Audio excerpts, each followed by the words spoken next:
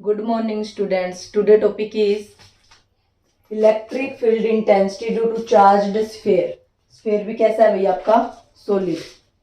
ठीक है, इस सीरीज में हमने क्या पढ़ लिया था, Gauss law and its application आपकी कंटिन्यू चल रही थी। फर्स्ट एप्लीकेशन आपने पढ़ ली, electric field intensity due to long wire या स्ट्रेट वायर या लॉन्ग इनफाइनाइट वायर। वायर के कारण आप निकाल चुके थे इलेक्ट्रिक फील्ड इंटेंसिटी। ठीक है, इनवर्सली प्रोपोर्शनल क्या आई थी आपकी,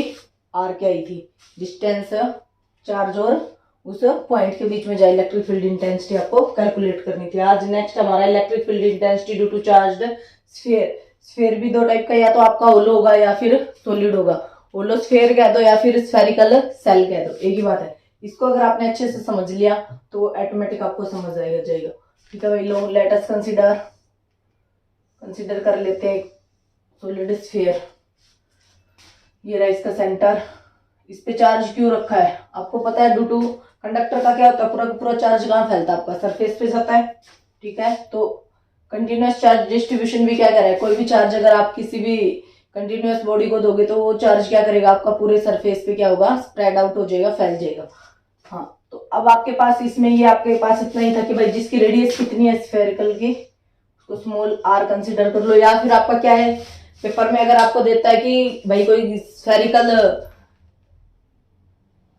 चार्ज स्फीयर है जिसकी रेडियस ए कहे, बी कहे, सी कहे, तो आप वही कंसीडर करके ही आप आगे प्रोसीड करोगे। अगर अपनी तरफ से कुछ भी कहे electric field intensity due to charge sphere या सॉलिड स्फीयर, तो उसके बाद आप इसकी कंसीडर करोगे कि रेडियस हमने क्या मान ली, आपकी आर मान ली।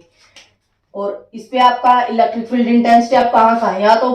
इलेक्ट्रिक फील्ड इंटेंसिटी इनसाइड कहीं भी आप कैलकुलेट करवा सकता है, या फिर आपका आउटसाइड कहीं पॉइंट होगा, या फिर इसकी बाउंड्री पे भी कहीं भी, तीन जगह आपका। अब मान लीजिए वो कहे कि भाई इधर पी पॉइंट पे आप इस पे कैलकुलेट करो electric field intensity, which is centre से वो आपकी कितनी डिस्टेंस पे है, मान लीजिए बी डिस्टेंस पे है। यहाँ कह दे आपका क्यू पॉइंट है कोई, यहाँ आप इलेक्ट्रिक फील्ड इंटेंसिटी कैलकुलेट करो जो कि सेंटर से, ये ओ सेंटर से कितने डिस्टेंस पे, सी डिस्टेंस पे। यहाँ बाउंड्री पे कोई पॉइंट है आर, इस पे इलेक्ट्रिक फील्ड इंटेंसिटी कैलकुलेट करो, डिस्टेंस कितनी मान ली उसकी, ए कह दी उसने। ठीक है, तो इस तरीके से या तो वो पॉइंट आप कोई भी चार्ज स्फीयर है जिसमें क्यू चार्ज आपका रखा हुआ है, तो उसके बाहर कहीं कोई पॉइंट है वहां निकालो, कहीं भी हो सकता है आपका। ठीक है, और या बाउंड्री पे या इनसाइड कहीं भी पॉइंट है वहां पूछेगा, तो ए बी सी की फॉर्म में भी दे सकता है। ये कहेगा कि r greater than a, r less than a. Greater than a का मतलब क्या हो गया भाई, ए रेडियस, बाउंड्री पे तो ए और आर दोनों इक्वल होगी ना। R greater than a, r less than a, और आर इक्वल टू ए, ऐसे बोल सकता है। आपका आर ग्रेटर देन ए का मतलब क्या है, ए से बाहर कहीं भी, तो आपने बी माननी थी। और लेस देन ए का मतलब कहीं, ए मतलब इतने डिस्टेंस है तो इससे कहीं ना कहीं अंदर कोई ना कोई पॉइंट होगा जो आपका आर लेस देन ए होगा। आर इक्वल टू ए का मतलब वो कहाँ कंसिडर, कहाँ निकलवाना चाह रहा है इलेक्ट्रिक फील्ड इंटेंसिटी, किसी बाउंड्री पे। ठीक है, तो ये तीन पॉइंट देगा, या तो लेस देन इक्वल टू की फॉर्म में देगा, या फिर सिंपली आपका कहेगा। ठीक है, तो स्टेटमेंट किसी भी तरीके से आ सकती है, बस आपको पता होना चाहिए कि अप्लाई कैसे करना है गॉस लॉ। और गॉस लॉ की स्टेटमेंट क्या थी भाई, total electric flux E dot N ds is equals to q by epsilon naught, permittivity of vacuum 8.85 10 raised to power minus 12, unit क्या थी, coulomb square per newton per metre square. Q enclosed, enclosed क्यों, क्योंकि charge जितना उसने unclose किया हुआ है उस सरफेस ने, जितना उसके अंदर है, अगर आउटसाइड कोई चार्ज है तो वो जीरो आ गया था। ठीक है, ये आपका गॉस लॉ की स्टेटमेंट थी, क्योंकि इसी का अप्लाई करेंगे इधर और इसी का यूज करके आपको स्फीयर के कारण निकालनी है। तो कोई भी स्फीयर कंसीडर कर लेंगे, ये रहा, ये पॉइंट सेंटर वो बोल दिया आपने, इसकी रेडियस कितनी कह दी भाई, आर कह दी। यहाँ कहीं बार पॉइंट पी पॉइंट पे आपको कंसीडर करनी है। फर्स्ट केस क्या है इसका, when point lies outside the sphere, outside the sphere कहो, या फिर आर ग्रेटर देन, कहीं भी आर डिस्टेंस है, इसे ग्रेटर की कंडीशन आपको दे, कोई पी पॉइंट जो आपका बी डिस्टेंस पे है तो आर ग्रेटर देन बी भी बोल सकता हूँ। ठीक है, इस पॉइंट पे निकालना है आपको। अब आपको पता है पॉइंट तो बाहर हो गया, कैलकुलेट जिस पे करना है तो सबसे पहले क्या ड्रॉ करेंगे, गॉसियन सरफेस। ये लो भाई, हमने गॉसियन सरफेस ड्रॉ कर दी। चार्ज को क्या कर लिया, अनक्लोज कर लिया, क्यू चार्ज इसके ऊपर है आपका। तो इस पॉइंट पे निकालना है, आपको पता है स्फेरिकल ऑब्जेक्ट है तो गॉसियन सरफेस भी कैसी आएगी आपकी, स्फेरिकल आएगी। आपको पता है स्मॉल पोर्शन पे निकाल लेंगे कि इतने स्मॉल पोर्शन पे टोटल सरफेस एरिया कितना है एस, तो स्मॉल पे क्या हो जाएगा आपका ds। इस पॉइंट पे जहां पे भी आपको इलेक्ट्रिक फील्ड इंटेंसिटी कैलकुलेट करनी है तो आप क्या पुट करोगे, यूनिट पॉजिटिव टेस्ट चार्ज, क्योंकि इलेक्ट्रिक फील्ड इंटेंसिटी क्या होती है, force per unit charge. Unit का मतलब जिसका मैग्नीट्यूड क्या हुआ, यानी कि इसका कोई इफेक्ट भी नहीं पड़ेगा इसके ऊपर, और हम इलेक्ट्रिक फील्ड इंटेंसिटी भी कैलकुलेट कर लेंगे। तो ये पी पॉइंट यहाँ चार्ज क्यू प्लस है, तो पहले ई की डायरेक्शन क्या होगी, प्लस प्लस रिपेल, क्यू से वैसे भी बाहर की तरफ ही जाती है डायरेक्शन ई की, ये चली गई। प्लस चार्ज से तो इलेक्ट्रिक फील्ड इंटेंसिटी ऐसे ही, इलेक्ट्रिक फील्ड लाइंस ऐसे ही निकलती है, और माइनस में क्या होता है उसकी तरफ आती है। प्रॉपर्टीज हम पहले कर चुके हैं, ठीक है बेटा। अब क्या रहेगा, हमें ई की डायरेक्शन तो पता लगी, ई और एन के बीच में ही क्या देखना है, एंगल देखना है। तो एन क्या होता है, जो भी आपने सरफेस लिया है ds ये उस पॉइंट से बाहर की तरफ, तो इस पॉइंट का बाहर कहाँ होगा, इधर ही होगा। पॉइंट इधर मानना, अगर ये पॉइंट मैं यहाँ मान लेती तो इसका बाहर इधर होता, इधर मान लेती तो इसका बाहर एन आपका बाहर की तरफ ही आएगा, उस सरफेस से बाहर की तरफ। एन को मैंने बता भी रखा है आउटवर्ड यूनिट नॉर्मल वेक्टर, ये रहा एन भी इधर ही हो गया आपका। दो वेक्टर हैं, both are in same direction, angle will be theta will be 0 degree. बस अब अप्लाई गोसलो को अप्लाई करो। कंसिडरेशन तो आप लोग लिख ही लोगे, apply Gauss law. A dot b, a b cos of theta, E का मैग्नीट्यूड एन का magnitude cos of theta, d s is equals to, charge कितना अनक्लोज कर रखा है इस पॉइंट में, इसके अंदर पूरा क्यों बाई एप्सिलॉन नॉट। अब थीटा कितना है 0 डिग्री, और कोस 0 कितना होता है 1, और एन क्या है आपका यूनिट वेक्टर, इसकी भी वैल्यू क्या आ गई 1, ए इंटू 1 इंटू 1, 1 ही आ गया आपका, 1 इंटू 1 1, लिखो चाहे मत लिखो, तो क्या रह गया इधर E D S Q by epsilon not. D S और कोई एस का फैक्टर है ही नहीं, डीएस का क्या हो गया आपका एस हो गया, एस यानी कि सरफेस एरिया। सरफेस एरिया कौन सा, वही जिस पॉइंट पे इलेक्ट्रिक फील्ड इंटेंसिटी निकाल लो और वहां तक की डिस्टेंस। तो वो आप मान लीजिए इसमें आपने कैपिटल आर कंसीडर कर लिया रेडियस, तो ये वाली जिस पॉइंट पे निकालना, चलो ये स्मॉल आर थी, तो जिस पॉइंट पे निकाल रहा वो डिस्टेंस कितनी कंसीडर कर लिया आपने, ए बी सी डी कुछ भी मान लो, बी मान ली, तो when point lies r greater than b, आप ऐसे भी बोल सकते हो, या तो इस फॉर्म में पूछेगा या फिर आपका देखो r b is greater than r, sorry गलती से लिख दिया, b is greater than r, b क्या है आर से ज्यादा ही है, कहीं बाहर point outside, b is greater than या r is less than b, ठीक है। तो बी डिस्टेंस में निकाल रहे हैं, सरफेस एरिया क्या आएगा आपका देख लो, ये रहा ds का वो है, तो वहां तक रेडियस कितनी है e into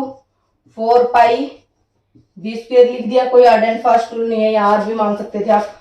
q by epsilon naught, तो e कितना आ गया q 4 pi b square epsilon naught, 4 pi epsilon naught की जगह k लिख सकते हैं, तो इसका कहने का मतलब e आउट कितना आ गया आपका inversely proportional to 1 by b square, b क्या है डिस्टेंस आउटसाइड, तो इनवर्सली प्रोपोर्शनल टू डिस्टेंस आ गया नहीं आ गया। बुक में अगर आप देखोगे तो यहाँ तो आपको रेडियस कैपिटल आर मान रखी होगी, और जिस पॉइंट पे निकालते हैं वहां स्मॉल रेडियस आर ही कंसीडर करके चलते हैं, तो यहाँ अगर हम आर कंसीडर कर लें कोई दिक्कत नहीं है, पेपर में जो भी आपको वैल्यू दे आप वही यूज कर सकते हो। जैसे स्फीयर की रेडियस हमने कैपिटल आर मान ली, जिस पॉइंट पे निकाल रहे हैं और आपने कितनी डिस्टेंस कंसीडर कर ली आर, क्योंकि इलेक्ट्रिक फील्ड इंटेंसिटी में अब तक आर ही मान के आए हैं, तो वही कंसीडर कर लेंगे। तो यहाँ भी क्या आ जाएगा आपका आर, आर से आपको पता लग रहा है कि भी distance r square, r square के क्या आ गई आपकी इनवर्सली प्रोपोर्शनल आ गई। ग्राफ अगर मैं बढ़ाऊं ई आउट का, अभी ये तो आउटसाइड वाली आई है, ई आउट कितनी आ गई, अब चाहे तो क्यू की वैल्यू है यार, आप कौन सी वॉल्यूम चार्ज डेंसिटी यूज करेंगे वीसीडी, क्योंकि 3D है स्क्वायर है तो 3D है, तो वॉल्यूम चार्ज डेंसिटी क्या होगी चार्ज अपॉन वॉल्यूम, तो चार्ज की वैल्यू क्या पुट करोगे रो इंटू वॉल्यूम। अब रो, यहाँ अगर मैं वैल्यू पुट, ये तो इक्वेशन फर्स्ट होगी, इसी को अगर मैं अब कन्वर्ट करना चाहूँ, E out is equals to, क्योंकि जगह क्या लिखूंगी, rho into volume divide by 4 pi epsilon not r square. ठीक है भाई, वॉल्यूम कितना यूज करोगे, अब चार्ज जहां तक फैला है वॉल्यूम तो वहीं तक आएगा ना, वॉल्यूम चार्ज डेंसिटी, चार्ज ने कितना वॉल्यूम कवर किया है, तो ये रहा चार्ज, और कितने तक फैला हुआ, पूरे स्फीयर पे फैला हुआ है, इससे बात तो है ही नहीं, ज्यादा से ज्यादा बाउंड्री तक फैलता है, वैसे भी कंडक्टिंग स्फीयर होती है, तो चार्ज कहा जाता है, इनसाइड कंडक्टर कितना होता है, 0 होता है, ये तो बट ये तो चार्ज स्फीयर है ना, इसलिए हमने कंसीडर कर लिया। वॉल्यूम क्या यूज करोगे आप लोग, यहाँ rho into 4/3 pi r cube, बस यही गड़बड़ करते बच्चे जो भी हैं, इसमें क्या लिख देते हैं, स्मॉल आर लिख देते हैं, क्यों भाई चार्ज कहां तक फैला हुआ है आपको, इसलिए चार्ज की वैल्यू बाद में सबसे लास्ट में पुट करनी है, रो इंटू वॉल्यूम। अगर आप कंफ्यूज हो रहे तो यहाँ तक छोड़ दो, inversely proportional to r square. क्या आपका न्यूमेरिकल पूछ ले, उसमें चार्ज की वैल्यू गिवन ही ना हो, डेंसिटी की और वॉल्यूम रेडियस गिवन हो, जिस पॉइंट पे जिस स्फीयर आपको जो दे रखा है उसकी, तो कैसे करोगे, 4/3 पाई आर क्यूब, ये आपने वॉल्यूम यूज कर लिया, और नीचे कितना था 4 pi epsilon not r square, 4 pi से 4 पाई कैंसिल आउट, कितना रह गया भाई, ये देखो कितना आ गया, rho capital R cube 3 epsilon not r square, इसके ऊपर कोई फर्क नहीं पड़ा। अभी आउट कितना आया आपका। और सेकंड केस क्या, when point lies on boundary, इधर इस बाउंड्री पे, ये पी पॉइंट था, बाउंड्री पे आपने क्या मान लिया भाई, क्यू पॉइंट मान लेंगे, या फिर आप डायरेक्ट बाउंड्री पे कैसे निकाल सकते हो, इधर देखो E at a boundary, BOUND boundary, क्या होगा भाई, देखो बाउंड्री पे क्या दिख रहा है आपको, अब तक ये डिस्टेंस यहां से लेके यहां तक आर थी, अभी सार कोई आप यहां ले आए, तो small r is equals to capital R हो गया, नहीं होगी बाउंड्री पे, जहां जहां आ रहा है वहां कैपिटल आर कर दो, यहाँ जहां जहां कैपिटल आर है वहां क्या कर दो आप लोग, स्मॉल आर कर दो, तो बाउंड्री का मतलब क्या हो गया, r is equals to r. तो इसी इक्वेशन में या तो यहाँ फर्स्ट में पुट कर दो, या फिर जो आपका निकल के आया है सेकंड इक्वेशन, इसमें पुट कर दो, एक ही बात है। ये बाउंड्री क्या हो जाएगी, क्यू, ये रहा rho r cube divide by 3 epsilon not r square, तो दोनों जगह स्मॉल आर पुट कर दो, या दोनों जगह कैपिटल आर पुट कर दो, तो इंडिपेंडेंट ऑफ आर आ गया, नहीं आ गई, तो कितना आ गया, रो आर बाई 3 एप्सिलॉन नॉट, ये बाउंड्री पे आ गई, ई बी लिख दिया। अब क्या है आपका, अब यही पॉइंट आपका कहाँ हो, यहाँ था पहले, आउटसाइड था, बाउंड्री पे आ गया, अब कहीं ना कहीं इन बिटवीन, यहाँ मान लेते हैं कहीं ना कहीं बीच में, पी क्यू आर पॉइंट मान लिया, वही जहां भी कैलकुलेट करनी हो, इसका एन भी कहाँ होता, बाहर की तरफ ही होता है, या तो आप गॉस लॉ अप्लाई करके वापस पूरा पुट करोगे, कैलकुलेट करोगे, यही आएगा, करने की जरूरत नहीं है, ठीक है। ई इन साइड अगर मैं निकालना चाहूंगी तो फिर एंगल ही देखेंगे, देखो अब तक ई इन साइड जब आ गए हैं तो स्फीयर यही स्मॉल आर, अब तक यहाँ इस पॉइंट पे निकाल रहे हो, तो ये क्या मान लिया आपने, यहाँ से लेके यहाँ तक की डिस्टेंस स्मॉल आर कंसीडर कर ली, जिस पॉइंट पे निकालते हैं वहां हम हमेशा आर मान लेते हैं। तो अब चार्ज आपका यहाँ पूरे पे फैला हुआ, बट हमें अब कितना चार्ज चाहिए, इतना ही चाहिए। ये इन साइड वाला मैं दोबारा बना देती हूँ डायग्राम, कईयों को कंफ्यूजन हो गया होगा, ठीक है। आउटसाइड का निकाला, बाउंड्री के लिए small r is equals to capital R put कर दिया, ये रहा चार्ज स्फीयर, ये रहा सेंटर क्यू, ये रेडियस तो कैपिटल आर है आपकी चार्ज स्फीयर की, और इन साइड कोई पॉइंट है, यहाँ कोई पॉइंट है, मान लीजिए पी पॉइंट, वही मान लिया हमने, तो इतनी डिस्टेंस हमें आर डिस्टेंस पे निकालना है, तो वही +1 वैल्यू पुट करेंगे, वही स्मॉल सरफेस क्या मान लेंगे, ds मान लेंगे, ठीक है। यहाँ देखो ये प्लस चार्ज है, तो अब ये इतने पे ही फैलेगा, क्योंकि इतने तक ही निकालना है, ये तो पूरे पे फैला हुआ, बट हमें इनसाइड इसके अंदर कितनी आपकी इलेक्ट्रिक फील्ड इंटेंसिटी है, तो ये तो बाहर चला गया, क्योंकि प्लस प्लस क्या करेगा रिपेल, और इस पॉइंट का बाहर भी कहाँ होगा, यही होगा, थीटा कितना आ गया 0 डिग्री। अप्लाई करो गॉस लॉ, फिर E dot and ds a dot b a b cos of theta, theta 0 degree, cos 0 1 n 1, तो E ds q by epsilon not, E s q by epsilon not, यहाँ तक same है। अब यहाँ इन लिख लेंगे, outside निकाल रहे थे तो आउट लिख दिया, इन निकाल रहे हैं तो इन साइड में क्या है आपका सरफेस चार्ज डेंसिटी स्मॉल आ रही है 4 पाई आर स्क्वायर, बट अब इसमें क्या होगा आपका, जो आप वॉल्यूम चार्ज डेंसिटी यूज कर रहे हो, volume charge density rho charge by volume, वो क्या हो जाएगी, rho is equals to q into volume ही होगी, नो डाउट। बट अब वॉल्यूम कितना यूज होगा, 4/3 पाई स्मॉल आर, कि अब हमें सिर्फ यहीं तक निकालना है, बट आर तो यहीं तक फैला है, बट हमें इतनी चाहिए नहीं। इलेक्ट्रिक चार्ज कहाँ तक देखना है हमें, सिर्फ उस स्मॉल आर तक ही हमें चार्ज निकालना है। तो वॉल्यूम में भी क्या आएगा, यहाँ आर क्यूब आएगा, तो दोनों जगह ही आर आर आएगा, तो कैंसिल हो जाएगा। E dot E into 4πr² is equals to rho into q की जगह वैल्यू पुट कर दी 4/3 pi r cube into epsilon not, r square से एक आर यहाँ रह गया, 4 पाई से 4 पाई कैंसिल, ई कितना आ गया, E in rho r by 3 epsilon not. Direct result भी याद होना चाहिए न्यूमेरिकल में, न्यूमेरिकल के लिए इनसाइड निकालो आउटसाइड निकालो। अब अगर मैं तीनों को मिला के कोई ग्राफ प्लॉट करना चाहूँ, ये देखो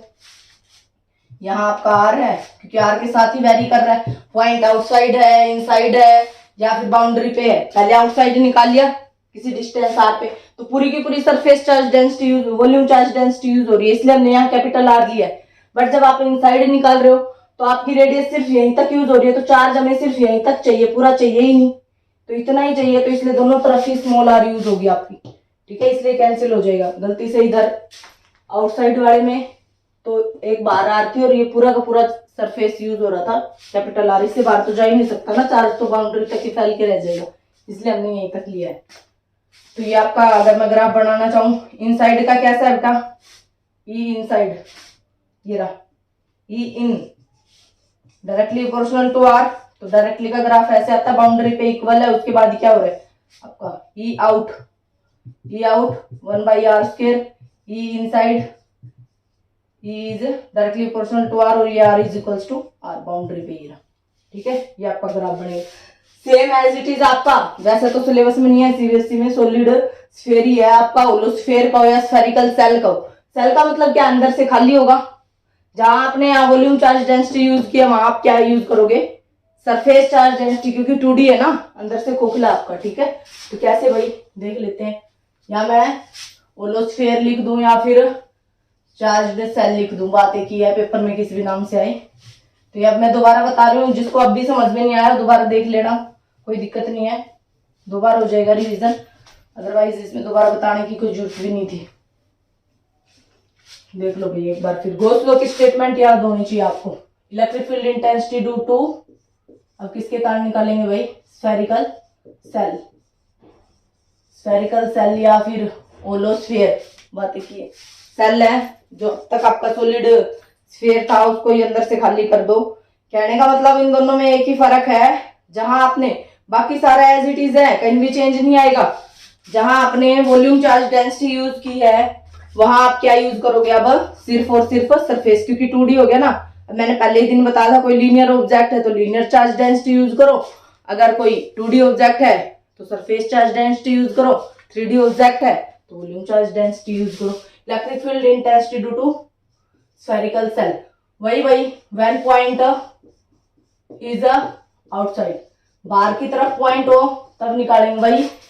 ये होलो स्फीयर बीच में से खाली मान लेंगे भाई, सेंटर ओ मान लिया, चार्ज कितना है क्यू है, तो यहाँ कहीं पॉइंट बाहर पी पॉइंट पे निकालना है भाई, चार्ज को अनक्लोज करो, तो क्या करोगे आप, गॉसियन सरफेस ड्रॉ करोगे, ये आपने कर दी भाई। इसकी रेडियस कितनी मान ली अपने, कैपिटल आर मान ली होलो स्फीयर की, सेल की, और जिस पॉइंट पे निकालना है वो डिस्टेंस क्या मान ली, स्मॉल आर मान ली, और जहां निकालना है वहां क्या पुट कर देंगे, यूनिट पॉजिटिव टेस्ट चार्ज, ये प्लस चार्ज है, कोई आइडेंटिफाई रूल नहीं है, अगर आप यहाँ माइनस लो लेते हो तो क्या आ जाएगा, गॉस लॉ में यहाँ सिर्फ माइनस आ जाएगा, क्योंकि एंगल कितना हो जाएगा, फिर इलेक्ट्रिक फील्ड इंटेंसिटी की डायरेक्शन इधर होगी और एन की आउटसाइड होगी, थीटा कितना बन गया 180 डिग्री cos 180 -1, ऑटोमेटिक ही माइनस आ जाएगा अगर आप यहाँ माइनस चार्ज लेके चलोगे। क्या पता पेपर में आपसे प्लस चार्ज ना देके ये कहे कि माइनस चार्ज पुट कर रखा है, तो आप माइनस कर लेना, माइनस करोगे तो आप देखो इलेक्ट्रिक फील्ड इंटेंसिटी चार्ज की तरफ होगी, प्लस से माइनस की तरफ ही जाती है, और एन का होगा इस पॉइंट का बाहर उधर ही होगा, तो थीटा कितना हो गया दोनों के बीच में 180 डिग्री cos 180 जीरो हो जाएगा, और कोई हार्ड एंड फास्ट रूल नहीं है, इसलिए हमने प्लस लेके चले हैं। प्लस में क्या होगा, प्लस में तो इलेक्ट्रिक फील्ड इंटेंसिटी कि डायरेक्शन कहाँ होगी, बाहर की तरफ ही होगी, यहाँ लगा दो, यहाँ तो ई भी इसी डायरेक्शन में, एन भी वही, इसका स्मॉल पोर्शन लेंगे, कितना कंसीडर कर लिया ds। तो होल के लिए तो क्या कर रहे हैं, इंटीग्रेशन कर रहे हैं, तो थीटा कितना आ गया, 0 डिग्री आ गया। वही apply Gauss law, E dot N ds is equals to q by epsilon naught. Apply करो, क्लोज्ड सरफेस है, a b cos of theta is equals to q by epsilon naught. N की value 1 unit vector है, cos theta 0 degree, कोस 0 कितना होता है भाई, because of 1, इसलिए मैं डायरेक्टली यहाँ क्या कर रही हूँ, 1 इंटू 1 ds रह गया भाई, ds is equals to q by epsilon naught. तो ये भी 1 इंटू में है, तो लिखो चाहे मत लिखो, E ds is equals to q by epsilon naught. ds का क्या हो गया, integration s q by epsilon naught. E into surface area कितना होगा, यहां तक 4 पाई, वही स्फीयर है तो r square q by epsilon naught. E is equals to q upon 4 pi epsilon naught, r square को मैंने बाद में लिख दिया, यही उसमें आया था, देख लो सॉलिड स्फीयर में, और इसमें बिल्कुल एज इट इज आउटसाइड का। तो अब क्यू की जगह यहाँ तक तो सेम था इक्वेशन फर्स्ट तक, तो अब अगर यहाँ हम यूज करेंगे, हम यहाँ क्या यूज करेंगे, वॉल्यूम चार्ज डेंसिटी नहीं, सरफेस चार्ज डेंसिटी यूज होगी, sigma charge upon surface charge density charge upon area, this implies that q is equals to sigma into area। Area कहाँ तक, अपना चार्ज कहाँ तक है भाई, यहाँ इस सरफेस तक फैला हुआ है भाई, ई आउटसाइड निकाल रहे हैं, तो ई आउट लिख दिया मैंने, sigma into area 4 pi capital R square divide by 4 pi epsilon not r square. यहाँ स्मॉल आर मत यूज कर देना, फिर सब कट जाएगा, 4 पाई से 4 pi sigma r square small r square, वही ई आउट क्या आ गया आपका, inversely proportional to r square. अब बाउंड्री पे निकालोगे, ई एट बाउंड्री यहाँ निकालोगे, यहाँ क्यू पॉइंट पे, तो फिर वही small r is equals to capital R put कर दो इसमें, इक्वेशन 2 में कर दो या इक्वेशन फर्स्ट में कर दो, इक्वेशन 2। तो ई बाउंड्री कितना आ गया आपका, बोलो, sigma r square epsilon naught रह गया भाई, capital R square epsilon naught sigma by epsilon naught. ये आ गई आपकी electric field intensity. E boundary पे इनसाइड बोलो, ई इन, अगर मैं ई इन निकालना चाहूं 0 आएगा, क्यों, क्योंकि अगर आप इनसाइड कोई पॉइंट मानोगे तो इनसाइड तो क्या है, चार्ज तो है ही नहीं, चार्ज कितना है, होलो है, तो चार्ज तो रुकेगा ही नहीं, कहां जाएगा, डायरेक्ट आपका बाउंड्री पे चला जाएगा। तो इनसाइड जब कोई चार्ज ही नहीं है, गॉस लॉ अप्लाई करोगे, आप क्या यूज करोगे, E dot N ds is equals to q by epsilon naught. अब क्यू की वैल्यू 0 पुट कर दो, यहाँ ही 0 आ गया, यहाँ चाहे आप सोल्व करके भी लिख दो, एन की वैल्यू 1 कोस 0 ही आएगा। यहाँ अगर आप स्मॉल पोर्शन कंसीडर करोगे, वही एन भी इधर ई भी इधर, तो ये 1 आएगा। E ds is equals to q by epsilon naught, E S is equals to, but charge की वैल्यू 0 होगी, जब इधर वाली वैल्यू 0 है तो ई की वैल्यू भी क्या आएगी आपकी 0, ई इनसाइड 0 हो जाएगा बस जब आपका स्फेरिकल सेल होगा, क्योंकि अंदर से क्या है, खोखला, तो चार्ज तो रुकेगा ही नहीं, डायरेक्ट बाउंड्री पे चला जाएगा, या तो बाउंड्री पे होगा इलेक्ट्रिक फील्ड इंटेंसिटी, या तो बाहर होगी। यही एक मेन डिफरेंस था। ई इनसाइड डायरेक्ट पूछा गया है कई बार एमसीक्यू में, electric field intensity inside a spherical shell always 0 because inside the shell charge will be 0, that's why E inside always आपकी 0। अगर मैं इसका ग्राफ बनाना चाहूं, ई और आर के बीच में, ये रहा इलेक्ट्रिक फील्ड इंटेंसिटी, इनसाइड तो है ही नहीं, इनसाइड तो कितना है 0 है, बाउंड्री पे है और आउटसाइड है, तो ये वाली लाइन नहीं आएगी, उसमें ये वाली लाइन थी, क्योंकि इनसाइड क्या आ रहा था, डायरेक्टली आ रहा था। इधर क्या है, सिर्फ और सिर्फ बाउंड्री पे है, r is equals to capital R, और इधर ई आउट, सेम है आउट वाला, तो कुछ भी डिफरेंस ही नहीं है, ठीक है। बोथ ऑफ एप्लीकेशन जो है आपकी इंपॉर्टेंट है, 3 एप्लीकेशन हो चुकी है गॉस लॉ की, अभी हम 2-3 एप्लीकेशन और रहती हैं आपकी, वो इस सीरीज में कंटिन्यू रखेंगे। Thank you for watching this video.